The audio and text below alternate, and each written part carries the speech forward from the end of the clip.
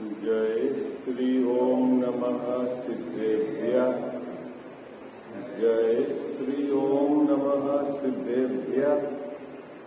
जय श्री ओम नमः सिद्धेभ्यः। ओंकार बिंदु संयुक्तम नित्यं ध्यायन्ति योगिनः कामदं मोक्षदं चैव। ओंकाराय नमो नमः। मंगलम भगवान वीरो मंगलम गौतमो गणी मंगलम कुंद कुंदार्यो जैन धर्मोस्तु मंगलम। सर्व मंगल मांगल्यम सर्व कल्याण कारकम प्रधानम सर्वधर्माणां जैनम जयतु शासनम। जैनम जयतु शासनम। जैनम जयतु शासनम। नमः श्री समयसाराय स्वानुभूत्या सकाशते चित् स्वभावाय भावाय सर्वभावान्तरे छिदे। वन्दितु सर्वसिद्धे ध्रुवचल मनोवम गतिं पत्ये। मोक्षामि समय पारो मीणमु श्रुत केवली भणितम्। इस भवतरु का मूलधिक जानहु मिथ्या ताको कर निर्मूल अब करिए मोक्ष उपाय। करिए मोक्ष। जय बोलो देव शास्त्र गुरु की।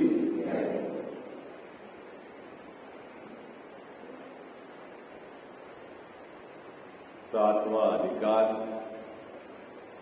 मोक्ष मार्ग प्रकाशक ग्रंथ विराजमान है। आचार्य कल्प पंडित डोडरमल द्वारा रचित, आज से लगभग 300-350 वर्ष पहले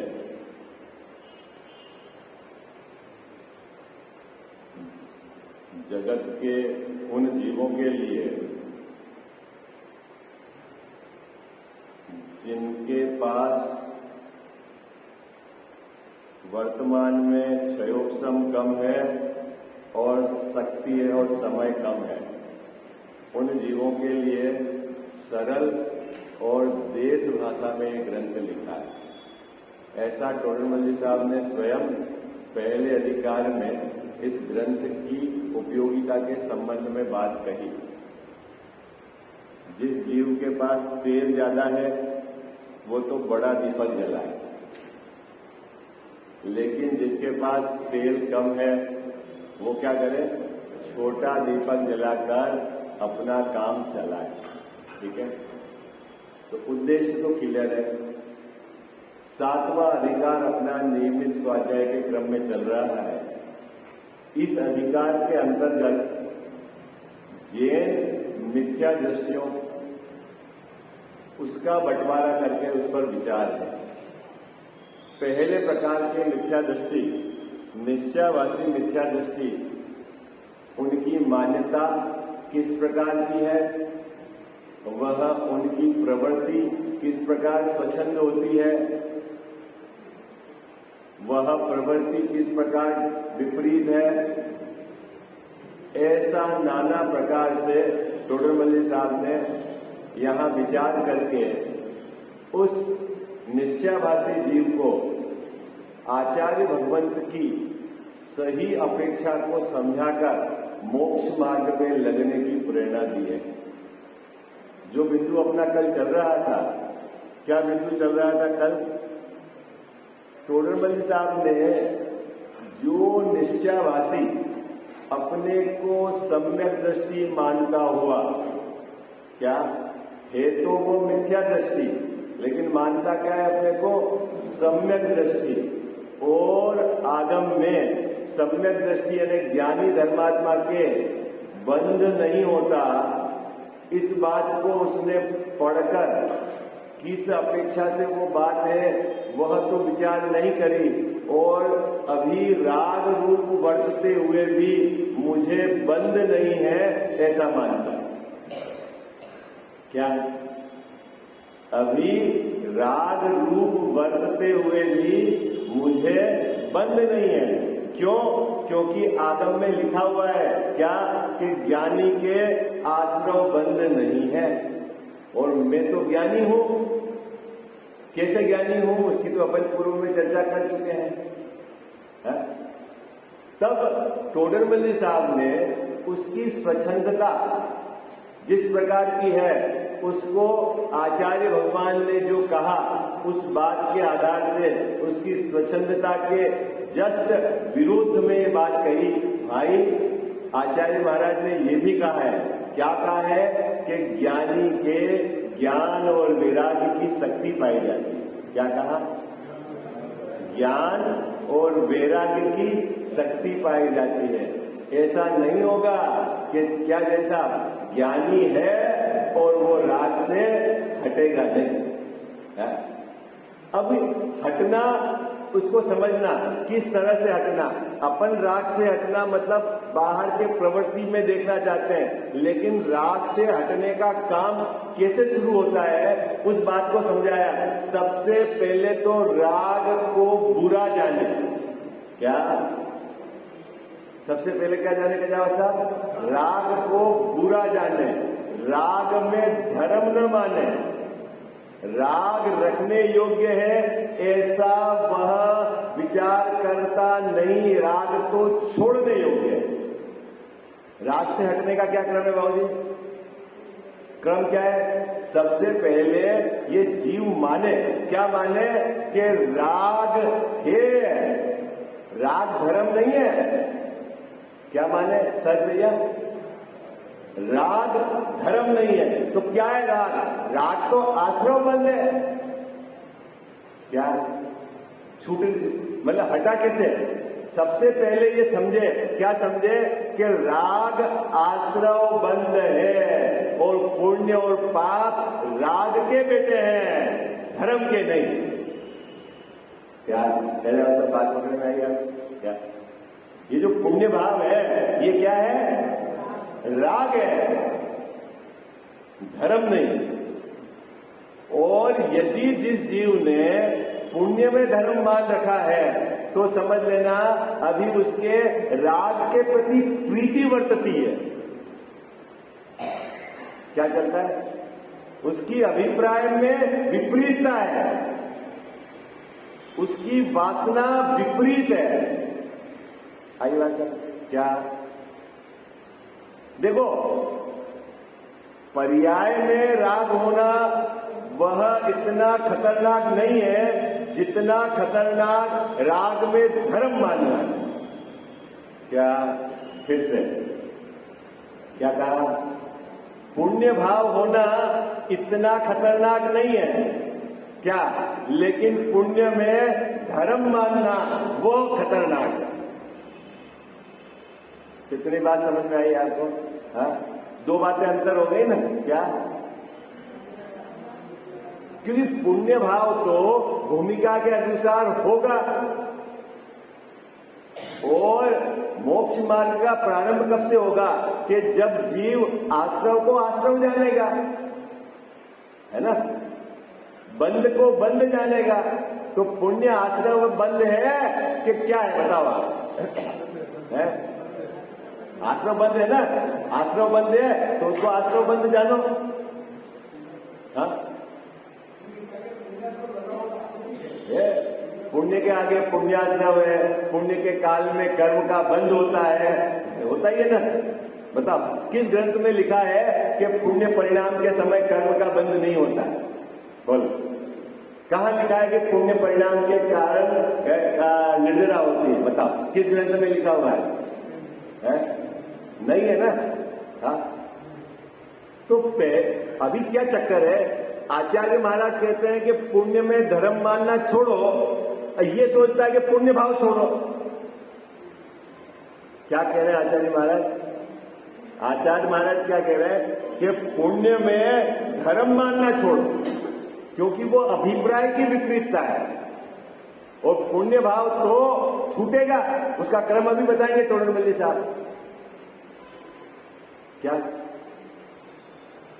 अभी यहां पे उन्होंने कहा कि जिस जीव को ये खबर है, क्या खबर है कि राग पर है, राग आश्रव बंद है, राग में धर्म नहीं, राग से धर्म नहीं, जिस जीव को ये खबर है तो वह राग से छूटेगा छूटेगा छूटेगा। और छूटने का क्रम क्या है? पहले राग को भला नहीं जानेगा और फिर स्वरूप की एकाग्रता करके पर्याय से राग मिट जाएगा। तो उसकी वैराग्य शक्ति कहां से चालू हो गई कि जब उसने राग को भला नहीं जाना तब से उसकी वैराग्य शक्ति चालू हो गई। आई बात समझ? और ज्ञान शक्ति क्या है बाबू जी?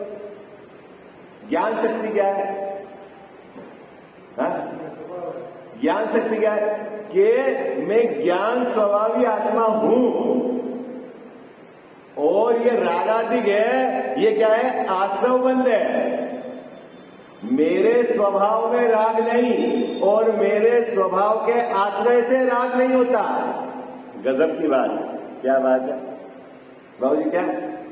मेरे स्वभाव में राग नहीं और स्वभाव के आश्रय से राग होता नहीं।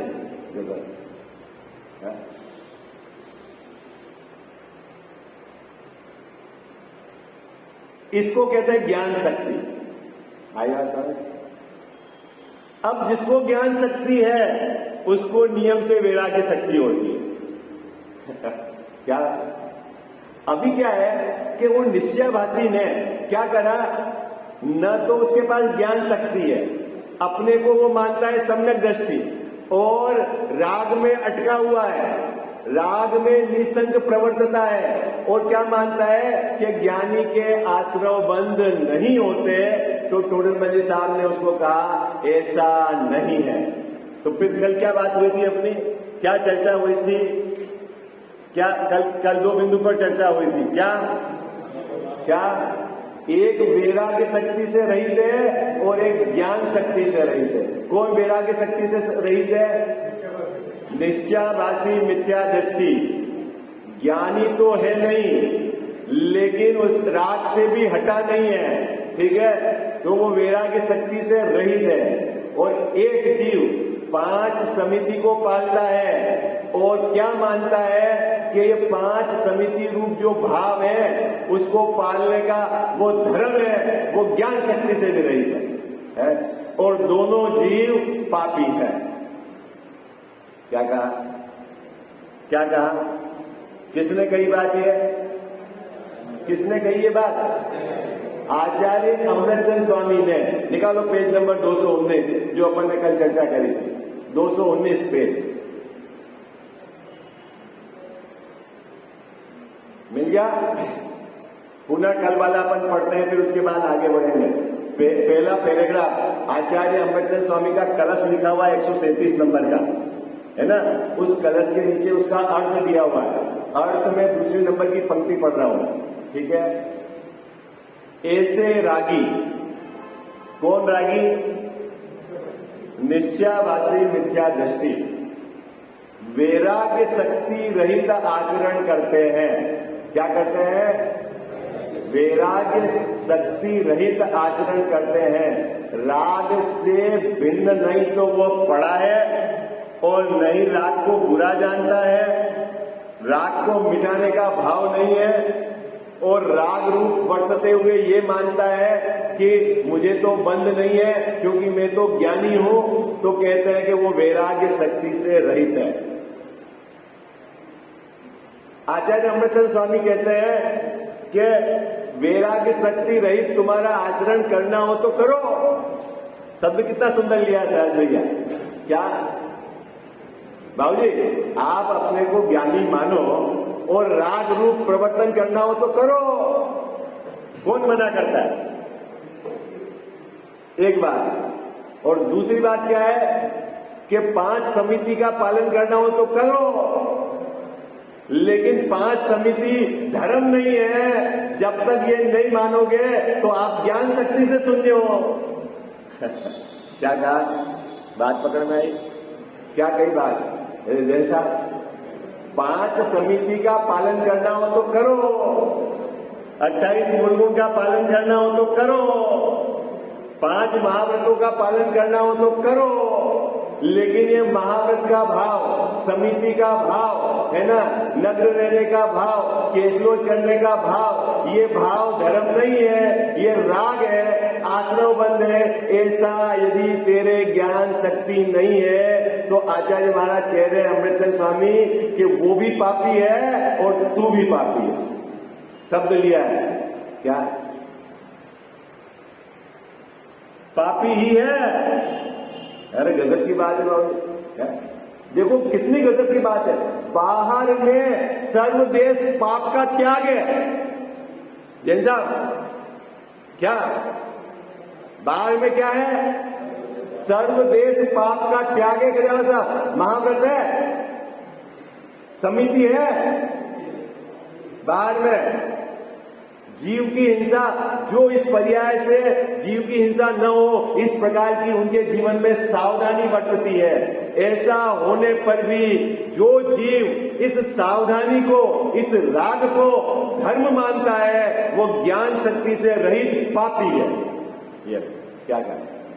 गजब की बात है। पसीना छूट जाए बात समझने में है?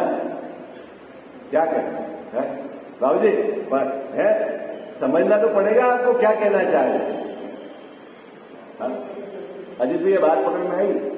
जिनके जीवन में बाहर पाप दिखते नहीं, पाप का भाव भी नहीं, लेकिन अभिप्राय में उस जो है ना शुभ भाव, उसको धर्म मान के बैठे हैं, वो ज्ञान शक्ति से रहित पापी है। ये कह रहे हैं। आई बात है? कितने लोगों को समझ में आ गई?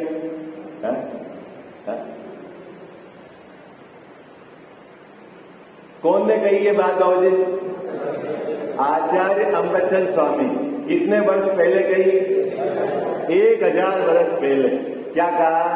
देखो पढ़ लेता हूं मैं, भाव तो आपको पकड़ में आ गया, अपन अपने को तो आगे उससे पढ़ना है।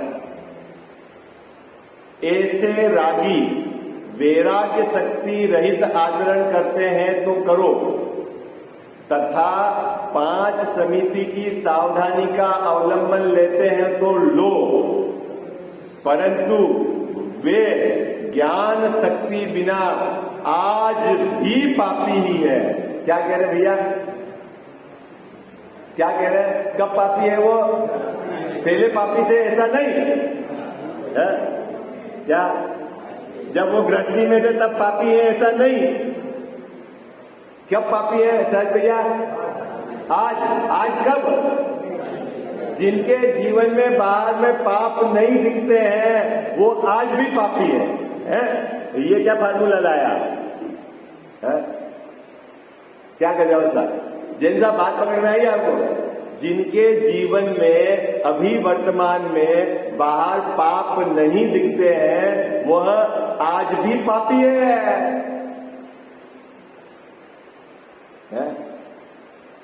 जो मर्यादा का भोजन करते हैं ना बाबूजी, 3 दिन का आटा, 2 दिन की मसाला, नमक का अंतर्मूरत का नमक, जो भी आपकी मर्यादा का भोजन करते हैं, अगर वह मर्यादा से भोजन करने को धर्म मानते हैं, उस भाव को धर्म मानते हैं, तो मर्यादा से भोजन करते काल में भी पापी है। ये क्या बात हो गई? तो साहब हम भोजन छोड़ दें? हमने कब कोई भोजन छोड़? बात तो ये बता रहे हैं कि शुभ भाव में धर्म नहीं। बात क्या बता रहे हैं? शुभ भाव में धर्म नहीं। तेरी जो वासना विपरीत पड़ी है वो विपरीत है। बोलो अपना क्या जोर चलता है भैया? ईमानदारी से बता दो, ईमानदारी से बता दो क्या है? थोड़ी सी बात की क्रिया अपने है, जैसा कुछ हो गई, थोड़ी सी कसाई की मंदता हो गई तो ये अपनी कालर ऊंची कर लेता है, मैं तो धर्मात्मा।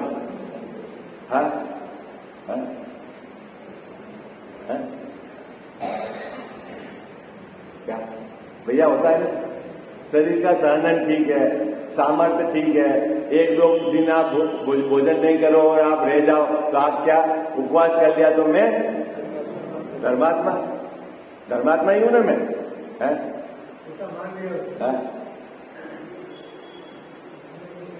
मर्यादा का खा लिया, सब बाहर में सब वो है ना क्या, जैसा बाहर में सब अनुकूलता हो और आप शांति से रहो, और जब प्रतिकूलता आवे तो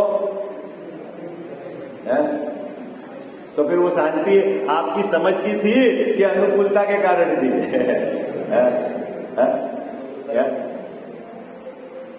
समझदार तो हर परिस्थिति में मस्त रहता है,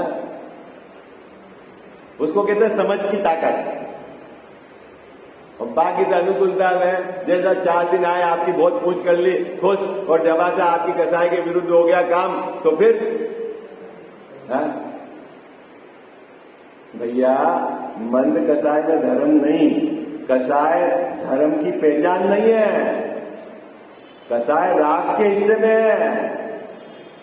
और वो राग 2 प्रकार का होता है, शुभ और अशुभ। शुभ राग अन्य पुण्य भाव, अशुभ राग अन्य पाप भाव। ये दोनों राग के बेटे हैं, और वो दोनों धर्म के बेटे नहीं है, धर्म का हिस्सा ही नहीं है वहां पर। हाँ बोलो, क्या बात करते हो आप? है पुण्य भाव से सामग्री मिलती है बाबू जी, तो लाभ है कि नहीं, ये बताओ। कहा एक भी ग्रंथ बता दो आप कि पुण्य के उदय में मिलने वाली सामग्री को आचार्य देव ने धर्म कहा हो या अच्छा कहा हो? बोलो बोलो गजाव से, एक भी चीज बता दो। है पुण्य के उदय में मिलने वाला पैसा आचार्य महाराज ने क्या कहा? क्या कहा आचार्य महाराज ने? बोलो भाई क्या कहा? पाप, परिग्रह, चिंता, दुख, क्या क्या क्या उपमा दी उसकी? बोलो बाबू जी क्या उपमा दी है? क्या क्या उपमा दी? बोलो ना आचार्य महाराज ने। पुण्य के उदय में मिलने वाली सामग्री को क्या उपमा दी आचार्य महाराज ने? परिग्रह, परिग्रह मतलब सबसे बड़ा पाप, चिंता, दुख। अरे साहब ये तो ठीक है, स्वर्ग में जाएंगे, तो स्वर्ग में पुण्य के उदय से जाते हैं, तो वहां क्या कहा? विषय चाह दावानल दहो। पुण्य के उदय में क्या कहा आचार्य महाराज ने? कि जो 24 घंटे विषय की चाह में जलता है, स्वर्ग तो पुण्य से मिलता है कि पाप से मिलता है? बोलो भाई, है? और आचार्य महाराज कह रहे हैं कि 24 घंटे वो वहां विषय चाह में जलता है, और ऐसा जलता है बाबूजी कि वहां स्वर्ग की आयु पूरी करके सीधा एक एंट्री होता है। नारकी, जितने भी नारकी नरक की आयु पूरी करके नियम से संगी पंचेंद्री होते हैं। संगी पंचेंद्री समझे आप? क्या संगी पंचेंद्री मतलब मन सहित सम्यक दर्शन लेने की पात्रता है उनमें। एक भी जीव नरक से निकलकर असंगी नहीं होता, और स्वर्ग के देव सीधे एकेंद्री में जाते हैं 90%, 99%। आई बात समझ में? एकेंद्री समझ गए? तो फिर वो जो स्वर्ग में उन्होंने तो पुण्य का भोग करा, फिर क्या चक्कर पड़ गया आपका? अब पुण्य कर रहे हो तो पुण्य तो भोगा ना उन्होंने, फिर क्या हो गया? जिंदा है? कहां आचार्य ने पुण्य की सामग्री को अच्छा कहा? बता दो एक भी जगह अच्छा कहा तो है? बोलते हो ना, चक्रवर्ती की संपदा इंद्र सरी के भोग है। क्या बोला? चक्रवर्ती की संपदा पुण्य के उदय से मिलती है कि पाप के उदय से मिलती है? और इंद्र के भोग बाबूजी किससे मिलते हैं? पुण्य के उदय से कि पाप के उदय? और ज्ञानी धर्मात्मा ने उसकी तुलना की कौवे की बीट से, जो न लीपने काम आती न पोतने काम आती है। आई बात समझ में? गाय की तो बीट काम भी आती है। आई बात समझ? क्या तो पुण्य का उदय कैसा है? बोलो भाई, पुण्य का उदय कैसा है? कौवे के बीज है। कहा कैसे कह रहे हो? चक्रवर्ती की संपदा, अरे हमने बीज की पार्ट हटा दिया, सीधा कौवे की बीज लगाओ ना। क्या गलत कहा भाई साहब? क्या गलत क्या? बोलो है बाबूजी। भाई आप कह ना कि चक्रवर्ती के भोग, चक्रवर्ती की संपदा किससे मिली? पुण्य के उदय से। और किस काग बीट, तो संपदा हटा दो, संपदा की क्या वैल्यू है? है? और किससे मिली? अब जो पुण्य के उदय से मिलने वाली सामग्री सब बेकार है, सब पाप है, परिग्रह है, चिंता है, दुख का कारण है। जैन साहब कितना आचार्य महाराज ने समझाया, उसके बाद भी ये उस पुण्य से चिपका हुआ है कि पुण्य में धर्म है, तो उसको कहते हैं कि ज्ञान शक्ति से रहित है। जा, तेरा भी अनंत संसार बाकी है। बोल, समझ में आ गई बात आपको? क्या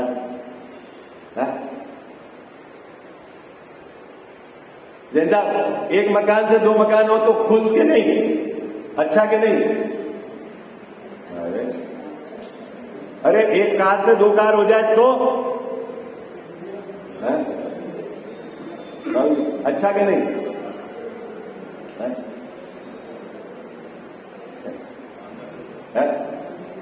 बोलो तो सही। अच्छा ही है। क्यों? सामग्री बढ़ रही तो अच्छी है ना? ये बात इस जीव को जब तक अंदर में नहीं बैठेगी, बहुत गड़बड़ है, बहुत गड़बड़ है। तो यहां वो कह रहे हैं, क्या कह रहे हैं कि दोनों आत्मा और अनात्मा के ज्ञान रहित पने से सम्यक से रहित है। दोनों कौन? एक तो निश्चयावासी मिथ्या दृष्टि और एक समिति का पालन करने वाला। दोनों आत्मा और अनात्मा के ज्ञान के रहित, सम्यक से रहित है। यहां तक तो अपनी कल चर्चा हो गई। अब आगे फिर पूछते हैं, टोडरमल साहब ने उससे पूछा, निश्चयावासी से क्या पूछा? पर को पर जाना तो पर द्रव्यों में रागाधिक करने का क्या प्रयोजन रहा? क्या पूछा सर भैया? पर को पर जाना है, पर को बाबूजी क्या जाना? पर जाना। पाकिस्तान हमारा देश नहीं है, ये जान लिया। अब पाकिस्तान में क्या हो रहा है आपको उससे क्या लेना देना? वो तो हमारा देश ही नहीं है, वो तो हमसे भिन्न है। उसकी कोई कानून की व्यवस्था अपने को लागू नहीं है। फिर आपको राजद्वेष करने का क्या लेना देना? जिस शरीर को, जिस राग को अपन ने अपनी ज्ञान स्वभाव से भिन्न जाना, फिर उस राग को क्यों पकड़ के बैठे हो? वो तो भिन्न ही है। तो फिर वो कहता है निश्चयावासी, क्या कहता है कि साहब मोह के उदय से राग आता है, आपको पता है कि नहीं? क्या निश्चयावासी क्या कहता है? राग में प्रवर्तता हुआ, अपने को आश्रमबंध नहीं है ऐसा मानता हुआ निश्चयावासी मिथ्या दृष्टि क्या कहता है कि मेरे मोह के उदय से राग हुआ। और आपको मालूम नहीं है, भरत जी के भी जो चक्रवर्ती थे, सम्यक दृष्टि थे, उनके भी भोग थे, वो भी महलों में रहे हैं, उनके भी राग था। आपको पता है? प्रथमायोग में आपने पढ़ा कि नहीं पढ़ा है? क्या कह रहा है वो? क्या कह रहा है? क्या कह रहा है बाबूजी? कौन कह रहा है? निश्चयावासी मिथ्या दृष्टि कह रहा है कि जो मेरी पर्याय में भी राग है, मैं राग में रस पूर्वक जा रहा हूं, तो ये तो मोह के उदय के कारण है। और भरत जी को देखा नहीं आपने? है? सब लोग मोक्ष जाना चाहते हैं तो भरत जैसा जाना चाहते हैं? नहीं जैन साहब, बिल्कुल लास्ट 1 दिन पहले तक खूब आराम से भोग भोगो है, और इधर दीक्षा लो और एक अंतर मुहूर्त में केवल ज्ञान है, 2 घड़ी लगो आत्मा में और काम खत्म है। नहीं बाबूजी, कितना अच्छा काम है। भोग में भी नंबर 1 और पुरुषार्थ में भी नंबर 1 नहीं कहता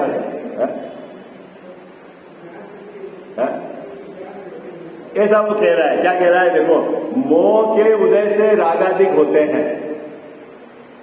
पूर्व काल में भरत आदि ज्ञानी हुए, उनके भी विषय कसाय रूप कार्य हुआ सुनते हैं।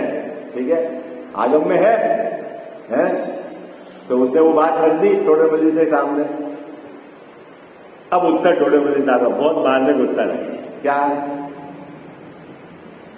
ज्ञानी के भी मोह के उदय से रागाधिक होते हैं, यह सत्य है।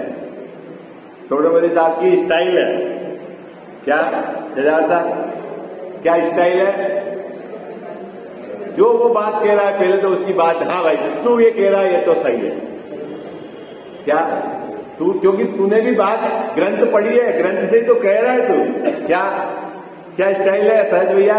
पहले बिल्कुल उसकी बात को, हाँ तू कह रहा है ये बात तो सच्ची है, परंतु परंतु कह के उन्होंने पूरी बात की अपेक्षा दूसरी ओर सामने रखी। क्या क्या कहा पहले कि ज्ञानी के भी चारित्र मोह के उदय से उनके रागाधिक पाए जाते हैं। ज्ञानी धर्मात्माओं को हमने युद्ध लड़ते देखा है, ज्ञानी धर्मात्माओं को हमने महल बनाते देखा है, ज्ञानी धर्मात्माओं को बंटवारे में लड़ते देखा है। आई बात समझ में? क्या तो राग तो है, उसको हम मना नहीं कर रहे हैं, है ना?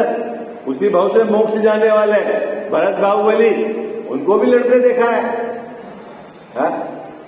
ज्ञानी थे दोनों, ठीक है? नहीं देखा तो चारित्र मोह का राग तो है उनके, ये बात तेरी सत्य है, परंतु क्या बुद्धिपूर्वक रागाधिक नहीं होते हो? क्या कह रहे गजानन साहब? क्या बुद्धिपूर्वक मतलब अभिप्राय पूर्वक राग को अच्छा नहीं मानते हैं? क्या राग है ज्ञानी के, लेकिन बाबूजी राग को भला नहीं जानते, राग से धर्म नहीं मानते। क्या जैसा ज्ञानी धर्मात्मा के पूजा का भाव होता है, तीर्थ यात्रा का भाव होता है, दान देने का भाव होता है, लेकिन वह पूजा के भाव को, तीर्थ यात्रा के भाव को, दान देने के भाव को धर्म नहीं मानते हैं, इसीलिए ज्ञानी है। क्या क्या बात पकड़ में आ गई आपको? क्या उस चीज को कहां इनकार कर रहे हैं? क्या किस चीज को इनकार? कि ज्ञानी के राग होता ही नहीं है, ऐसा कहां होता है? तो फिर क्या नहीं होता ज्ञानी के?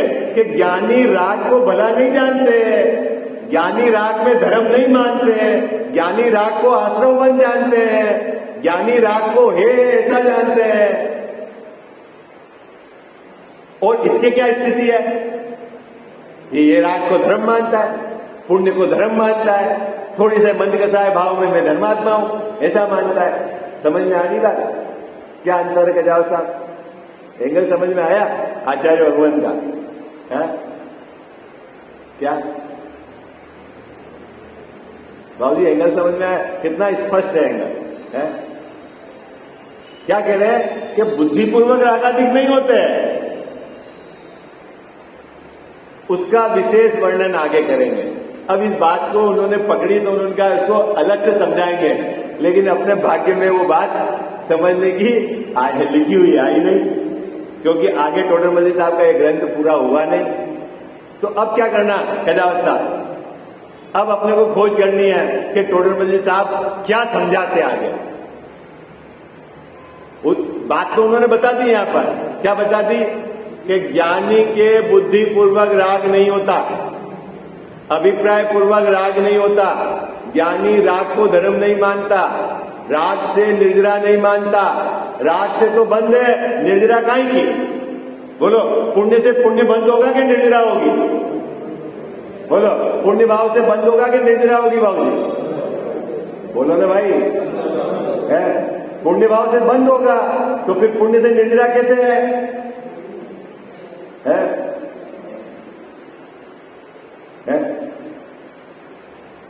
क्या कहा साहब, बंद होगा कि निर्जरा होगी पुण्य से? अरे अभी बंद होगा कि निर्जरा होगी ये बोलो, अभी हम सब समझाएंगे परंपरा से। अभी बंद है कि निर्जरा, ये बताओ क्या, ये बताओ। अरे बंद, जब आप खुद बोलते हो पुण्य बंद, इसका मतलब बंद है? धर्म बंद बोलते हो क्या? पुण्य बंद बोलते हो ना, तो इसका मतलब बंद है। और बंद मतलब संसार, बंद मतलब छोड़ना, हे, हाँ, कितनी सरल बात है बाबू, है ये इसके समझ में नहीं आती। और ये आज की प्रॉब्लम नहीं है, अनादि से इस जीव ने पुण्य भाव को धर्म मानकर उसको दृढ़ता से किया और उसका संसार बना रहा। ये तो महाभाग्य की उदय है। अभी आपके गजावत साहब और कसाई की मंदता है कि आप ये बात सुनने बैठे हो, बाकी तो यहां से दूसरे दिन चला जाए। आई बात समझ में? कौन सुने इस बात को? आचार्यों की बात को। अपनी कसाई के आगे, अपनी मिथ्यात्व वृत्ति के आगे आचार्यों की बात को भी हटा दो। ये कौन है? कुन कौन होते हैं? अमृतचंद कौन होते हैं? कौन ने कही ये बात? है? किसने कही? किसने कही बाबूजी? कुंद आचार्य ने कही है। और कुंद आचार्य कौन? जो सदेह विदे गए थे। आई बात समझना है आपको? कौन कुंद आचार्य? अरे कौन? जो सदेह विदे गए थे, जिन्होंने साक्षात सिमंदर भगवान की वाणी का रसास्वादन किया। ऐसे कुंद स्वामी तीन चोकड़ी कसाय के अभाव में जिनके शांति वर्तती थी, उनके ये जो 5 परमागम है, ये अनंत भगवान की वाणी और उसके बीच में मात्र कुंद स्वामी है। आई बात समझ में? क्या कह जाओ साहब? इसमें जो बात कही गई है, इसके बीच में कौन है? अनंत भगवान की वाणी और कुंद और ये लिखे हैं ग्रंथ। अब उसकी बात कोई तो झुठला रहा है, तो तेरे को अनंत भगवान पे कहां तेरी श्रद्धा? क्या मेरी समझ में नहीं आ रहा तो तू समझ का पिंड है। तू समझ आचार्य महाराज क्या कह रहे हैं। अरे आचार्य महाराज भी क्या, केवली भगवान क्या कह रहे हैं। ये ग्रंथ तो सीधे केवली की देशना है, ये समझो आप। आई बात समझ में? कौन कह रहे हैं? कौन कह रहे हैं? केवली भगवान, शुद्ध केवली नहीं, केवली। आई बात समझ में? हाँ, मैं शुद्ध केवली ऐसा कह के उनकी वो कोई ऐसा वो नीचे कहते, ऐसा नहीं कहना चाह रहा हूं। मैं तो कह रहा हूं कि सीधे उन्होंने सिमंदर भगवान की देशना का रसास्वादन करके ये ग्रंथ लिखे हैं। प्रवचन सार, नियम सार है, अष्टपाउट, समय सार। ये तो ये बात किसकी है? केवली भगवान की। क्या कह रहे हैं भैया केवली भगवान? कि तू जब तक पुण्य में धर्म मानता रहेगा, तेरा संसार चलता रहेगा। खत्म। अब तेरी इच्छा, तेरे को संसार में कितना रखड़ना है। क्या कह रहे हैं केवली भगवान? बोलो, अरे बोलो। राग में धर्म मानता रहेगा, राग से धर्म मानता रहेगा, राग को करते करते वितरागता आ जाएगी। यदि तेरी ऐसी मान्यता है, इसका मतलब है तेरे अनंत संसार बाकी है। क्या साहब मैं व्रत तो करता हूं, मैं दान तो देता हूं। अरे भले तू व्रत कर, भले तू दान दे, भले तू पूजा कर, भले तू मंदिर बना, भले तू तीर्थ यात्रा जा, लेकिन तूने शुभ भाव में धर्म माना, इसका मतलब तेरा अनंत संसार खड़ा है। क्या कह रहे? मेरी तो इतनी ताकत नहीं है। अमृतचंद स्वामी ने तो कहा तू महाव्रत को पढ़, तू 5 समिति को पढ़, तू खड़े रह के भोजन कर, एक टाइम भोजन कर, तू केचलोच कर, लेकिन तूने यदि इन मूल गुण में धर्म मान लिया तो तेरा अनंत संसार खड़ा है। ये तो अमृतचंद स्वामी कह रहे हैं, जो खुद दिगंबर आचार्य है। उनकी भूमिका क्या है? दिगंबर आचार्य वो कह रहे हैं, अपने शिष्यों से कह रहे हैं है? उस वो क्या कहें? बोलो है बाबूजी, कौन कह रहा है? दिगंबर आचार्य कह रहे हैं।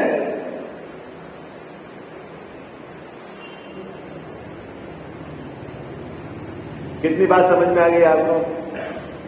सब आगे समझ में तो आगे बढ़े हैं। यहां बुद्धिपूर्वक राग का क्या अर्थ लेना? अभिप्राय पूर्वक। ठीक है, चलो आगे। तथा जिसके रागादिक होने का विषाद नहीं, उसके नाश का उपाय भी नहीं, उसको रागादिक बुरे हैं ऐसा श्रद्धान भी नहीं। ओ हो, क्या कहने का जाओ साहब। जिसको पुण्य भाव बुरा नहीं लगे तो वो पुण्य भाव को मेटेगा कैसे है? भगवान के सामने तो बोलते हो कि पुण्य पाप सब नाश करी, फिर नाश पहले बुरा लगे तब तो नाश करेगा बाबू जी। पहले नाश कब करेगा? नाश जब बुरा जानेगा। अब तूने बुरा नहीं जाना और फिर रटी रटाई बात बोलता है भगवान के सामने कि पुण्य पाप सब नाश करी, तो नाश कब करेगा? और अच्छा है तो नाश क्यों करे? क्या कह जाओ? यदि पुण्य अच्छा है तो क्यों नाश करे, और यदि पुण्य बुरा है तो फिर मानना क्यों नहीं? जब उसको नाश करना है तो बुरा मानो, और भला है अच्छा है तो रखो है? अरे कुछ बात समझ में आ रही कि नहीं आ रही? क्या आप बोलते हो ना 10 लक्षण, वो बोलते 16 कारण भावना में। क्या बोलते हैं 16 कारण?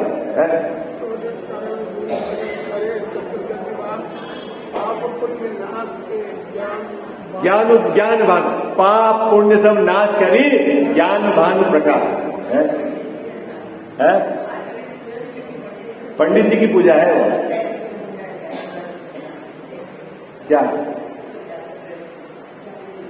क्या दानत राय जी ने लिखी 16। अभी मजेदार बात तो ये है, जिस 16 कारण भावना, ठीक है बाबू जी, वो जो 16 कारण भावना वो क्या है? शुभ भाव, बंध का कारण है। और जिसने उस 16 कारण भावना से धर्म मान लिया है उसका तो अनंत संसार पड़ा है, खत्म। ये गले उतर जानी बहुत मुश्किल की बात है। क्या है साहब? तीर्थंकर प्रकृति बंधती है ना उससे। अरे हम कह रहे हैं कि बंद है, तू तीर्थंकर प्रकृति को छोड़। ये क्या बाबू जी? वो भाव जो वात्सल्य का भाव, उससे जो तीर्थंकर प्रकृति बंधती है वो है क्या? बंद है। और यदि तूने बंद अच्छा मान लिया है, इसका मतलब है तेरे बंद को उपादेय मान लिया है, इसका मतलब है तेरे सम्यक दर्शन नहीं। तेरे सम्यक दर्शन नहीं तो तेरा अनंत संसार है। इसलिए सम्यक दृष्टि के तीर्थंकर प्रकृति ही बंधती है, मिथ्या दृष्टि के नहीं बनती। क्या बात कह साहब? किसके बनती है तीर्थंकर प्रकृति? सम्यक दृष्टि के बनती है। और सम्यक दृष्टि की विशेषता क्या है? कि वह उस तीर्थंकर प्रकृति को हे जानता है, धर्म नहीं मानता, बांधने की भाव नहीं है उसको। ये गजब की बात है, ये है मजेदार बात है। क्या और पूरे इंडिया में सब दमादम 16 कारण पूजा करो, क्यों? तीर्थंकर प्रकृति का बंद होगा। अरे मूर्ख, ज्ञानी धर्मात्मा बंद नहीं चाहता, बंद के भाव को धर्म नहीं मानता। तो साहब किसकी पूजा है वो? 16 कारण की पूजा नहीं है। अरे भैया, बंद की पूजा नहीं होती, वो तो अनंत भगवान की पूजा है। उसमें ये लिखा है कि जिसने 16 भावना भाई तीर्थंकर भय, ऐसे अनंत परमात्मा की मैं पूजा कर रहा हूं। आई बात समझ में? वो कोई बंद की पूजा नहीं होती है। अर्थ ही नहीं जानता, भाव ही नहीं जानता, ठोके ठोकी करता है, देखा देखी, समझने की कोशिश नहीं करता। क्या है? 16 कारण भावना भाई है, और फिर अनंत पद पाया, ऐसे अनंत भगवान की मैं पूजा कर रहा हूं। आई बात समझ में? और अनंत भगवान की पूजा करने के लिए उद्देश्य क्या है अपना? क्या कि अनंत भगवान का पद वो चाहता हूं मैं बंधना नहीं चाहता। ये है बात। ठीक है, समय हो गया अपना, है ना? अपन आगे पढ़ेंगे। ये पैराग्राफ पढ़ लेता हूं, इस पे आप बहुत विचार करना, कल इसकी चर्चा करेंगे। जिसके रागादिक होने का कुछ विषाद नहीं, उसके नाश का उपाय भी नहीं है, उसको रागादिक बुरे हैं ऐसा श्रद्धान भी नहीं संभवित होता। और ऐसे श्रद्धान बिना सम्यक दृष्टि कैसे हो सकता है? जीव और अजीव तत्वों का श्रद्धान करने का प्रयोजन तो इतना ही है। क्या? अब ये बहुत मार्मिक पैराग्राफ है, कल अपन इसकी चर्चा करेंगे। जिनवाणी जग मैया जन्म दुख मेट दो। जिनवाणी जग मैया जन्म दुख मेट दो। जन्म दुख मेट दो, मरण दुख मेट दो। जन्म दुख मेट दो, मरण दुख मेट दो। जिनवाणी जग मैया जन्म दुख मेट दो। बहुत दिनों से भटक रहा हूँ, ज्ञान बिना है मैया। निर्मल ज्ञान प्रदान सुकर दो, तू ही सच्ची मैया। गुण स्थानों का अनुभव हमको हो जावे जग मैया। चढ़े उन्हीं पर क्रम से हम थे, होवे कर्म खिपैया। मेटो जामन मरण हमारा, इतनी वंती मैया। तुमको शीश त्रिलोकी नमावे, तू ही सच्ची मैया। वस्तु एक अनेक रूप है, अनुभव सबका न्यारा। हर विवाद का हल हो सकता, साधवाद के दारा। जिनवाणी जग मैया जन्म दुख मेट दो। जन्म दुख मेट दो, मरण दुख मेट दो। जावाणी के ज्ञान ते सूझे लोकालोक, सो वाणी मस्तक चढ़ो सदा देत हूँ धोख।